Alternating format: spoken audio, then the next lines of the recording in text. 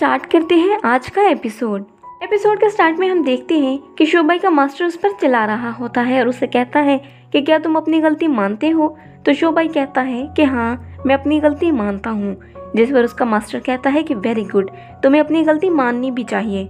जिसके बाद शोबाई अपने मास्टर से कहता है कि मुझे आपसे इजाज़त लेनी है, मैं अपने सीनियर के साथ इस जगह को छोड़कर यहाँ से जाना चाहता हूँ।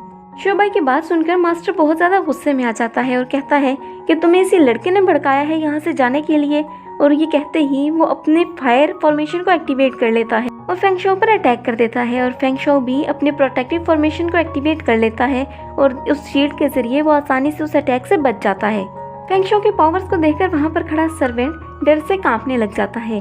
तभी वानमिंग फेंगशो से कहती है कि आखिर ये सब कुछ क्या चल रहा है। तो फेंगशो कहता है कि दरअसल मास्टर थोड़ा सा गुस्सा हो गए हैं। और तभी मास्टर गुस्से से कहता है कि आखिर मैं इस लड़के को कहाँ पर ले जाकर मारूं। मास्टर की बात सुनकर शोबाई कहता है कि मास्टर आप पहले ही बहुत ज़्यादा बीमार हो गए हैं, तो आपको टेंशन लेने की कोई ज़रूरत नहीं है, वरना आपकी तबीयत और ज़्यादा ख़राब हो जाएगी। तो मास्टर उसकी बात सुनकर कहता है कि तुम्हें मेरी तबीयत की फिक्र करने की कोई ज़रूरत नहीं है, मैंने पहले ही जानशिंग मिंग टेक्निक को सीख लिया है। ये कहने के साथ ही मास्टर अपनी हार्ट पावर को एक्टिवेट करता है, जिससे उसकी पावर उसकी आंखों में नजर आने लगती है। और उसके बाद वो दोबारा से उन सब पर अटैक कर देता है। तब शोबाई कहता है कि मास्टर प्लीज रुक जाएं, सीनियर की इसमें कोई गलती नहीं है। तो मास्टर युआनमिंग के पास आता है और कहता है क्या तुम ही वो सीनियर हो जिसकी वजह से शोबाई यहाँ से जाना चाहता है? तो क्या तुम ही हो जिसने मेरे डिसाइबल को भड़काया है? तो उसकी बात सुनकर फेंगशो उन दोनों के दरमियान आ जाता है और कहता है कि मैं ही वो हूँ जिसने शोबाई को ये जगह छोड़ने के लिए मजबूर किया है और मेरी ही वजह से शोबाई यहाँ से जाना चाहता है।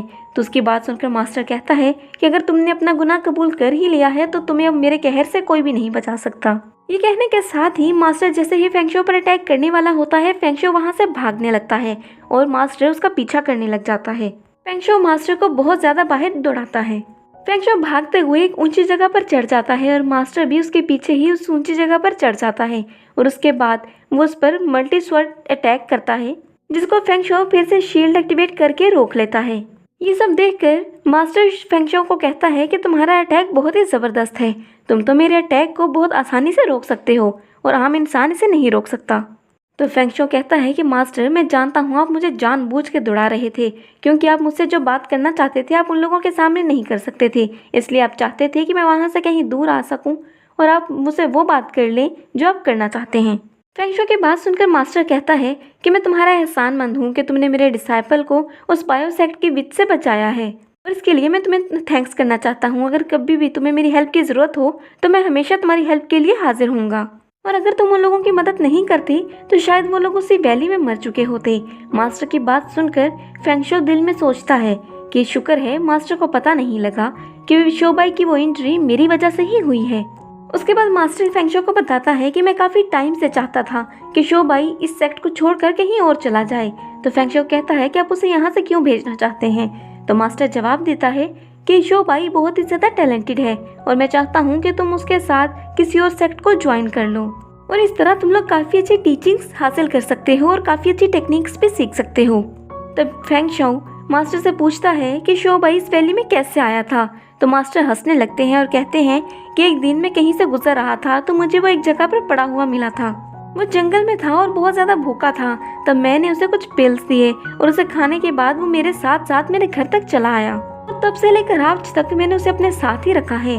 तो फेंगशो कहता है कि लेकिन अब शोबाई इस वैली को छोड़कर जाना चाहता है ताकि वो बाहर जाकर कोई अच्छी टेक्निक सीख ले और उसके बाद दोबारा वापस आकर अपनी वैली की मदद कर सके और इस वैली को क्राइसिस से निकाल सके और इस पर जो भी मुश्किलें आ रही हैं वो उसको ख़त्म कर सके।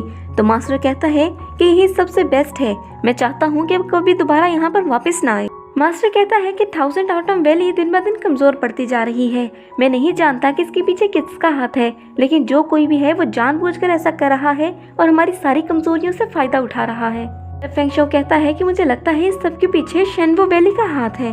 तभी मास्टर उसे कहता है कि चुप हो जाओ, दीवारों के भी कान होते हैं, अभी कोई सुन लेगा और वो जो गद्दार है वो हम में से कोई एक है और हम लोगों के दरमियान ही छुपा हुआ है, इसीलिए उसे पकड़ना सबसे ज्यादा मुश्किल काम है। मास्टर की बात सुनकर फेंगशो कहता है कि मेरे पास एक बहुत ही अच्छा आइडिया है जिससे हम उस जासूस का पता लगा सकते हैं। तो मास्टर कहता है कि क्या सच में क्या तुम्हारे पास कोई ऐसी टेक्निक है जिससे तुम उस गद्दार उस जासूस का पता लगा सकोगे? तब फेंग शाओ कहता है कि मुझे फेंग मोयू और केयान दोनों पर ही शक है और मैं उन दोनों को एक्सपोज करने में आपकी मदद करूंगा और उसके बाद आपको वहाँ मौजूद सब जासूसों का पता खुद ब खुद ही चल जाएगा। तभी मास्टर कहता है कि तुम्हारे लिए बेहतर यही है कि तुम मेरे डिसाइपल को जल्द से जल्द यहाँ से लेकर चले जाओ, क्योंकि तुम जितना वक्त यहाँ पर रुकोगे तुम्हारी जान को उतना ज्यादा खतरा होगा और हो सकता है तुम अपनी जान गंवा बैठो। तब फेंग शाओ कहता है कि मैं उन जासूसों को पकड़ने में आपकी मदद कर सकता हूँ। तो मास्टर गुस्से में आ जाते हैं और कहते हैं कि तुम बिना सबूत के किसी पर भी इल्जाम कैसे लगा सकते हो। फिर वो कहते हैं कि लगता है तुमने मेरी स्वॉर्ड का मजा चखना है और उसके बाद वो अपनी स्वॉर्ड निकाल देते हैं और गुस्से में उस पर अटैक करते हैं। तो फेंग शाओ उस अटैक को डॉज कर लेता है और कहता है कि इस लॉन्ग स्वॉर्ड की पावर तो वाकई में लाजवाब है। और उसके बाद फेंग शाओ मास्टर के चेहरे पर एक जोरदार पंच मारता है जिससे मास्टर जमीन पर गिर जाते हैं और उनकी स्वॉर्ड दूर जाकर गिरती है। उसके बाद कहता है कि मास्टर आप बताएं आप मेरी स्ट्रेंथ के बारे में क्या कहते हैं, मैं कितना स्ट्रांग हूँ और कितना कमजोर हूँ। तो मास्टर हंसने लगते हैं और हंसते हुए खड़े हो जाते हैं और कहते हैं कि वाकई तुम बहुत ज्यादा स्ट्रांग हो, मेरे डिसाइबल शोबाई ने तुम्हारे बारे में बिल्कुल सही बताया था। तुम स्ट्रांग तो बहुत ज्यादा हो लेकिन इस वक्त क्यानक्यू वैली की जो सिचुएशन है मैं किसी पर भी भरोसा नहीं कर सकता।